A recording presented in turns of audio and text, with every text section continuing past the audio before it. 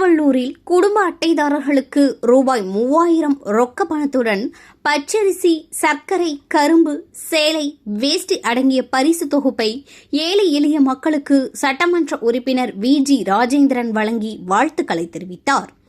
திருவள்ளூர் மாவட்டத்தில் உள்ள 6.46 லட்சம் குடும்ப அட்டைதாரர்களுக்கு பொங்கல் பரிசு தொகுப்பு வழங்கப்பட்டு வருகிறது. இந்நிலையில் திருவள்ளூர் தொகுதிக்கு உட்பட்ட பகுதிகளில் பொங்கல் பரிசு வழங்கும் நிகழ்ச்சி நடைபெற்றது.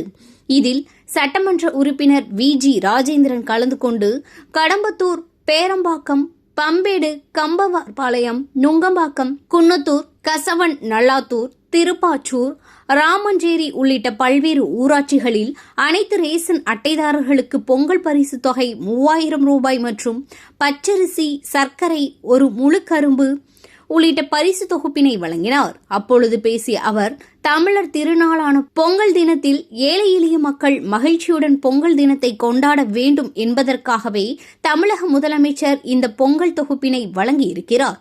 எனவே அனைத்து மக்களும் சந்தோஷமாக பொங்கலை கொண்டாடுங்கள் என தெரிவித்து பொங்கல் தொகுப்பினை வழங்கி வாழ்த்துக்களை தெரிவித்தார்.